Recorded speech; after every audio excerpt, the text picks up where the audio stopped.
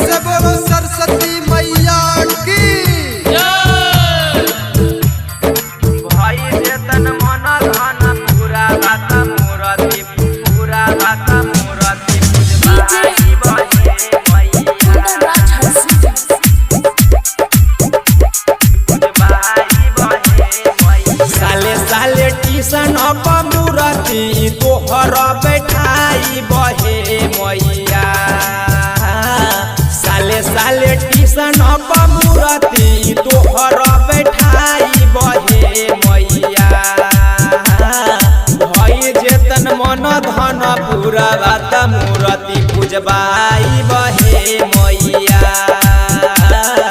भई जेतन मन धन पूरा बात मूरति पूजबाई बहे मैया।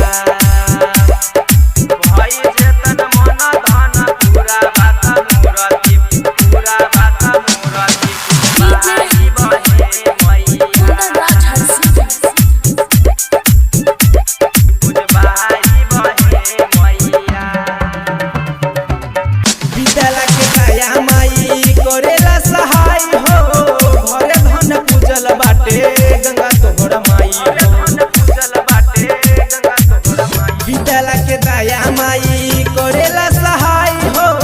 घरे धन पूजल बाटे गंगा तोहर माई हो। भोरे भोरे उठी अगरबत्ती तोहर देखाई बहे मैया। भई जेतन मन धन पूरा बात मूरति पूजबाई बहे मैया।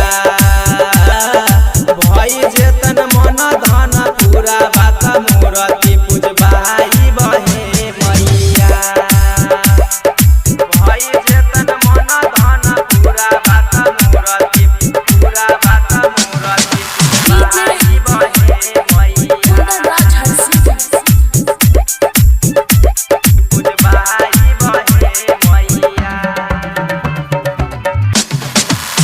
कई साल से लगे ने छी मैया अपन आसिए। बेटा पर तोर भैया अपन कबो ना विश्वासिए कबो ना विश्वासिए।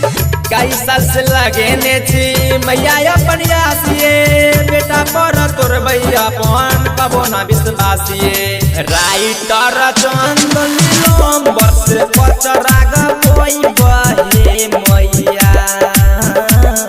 भई जेतन मन धन पूरा बात मूरति पूजबाई बहे मैया।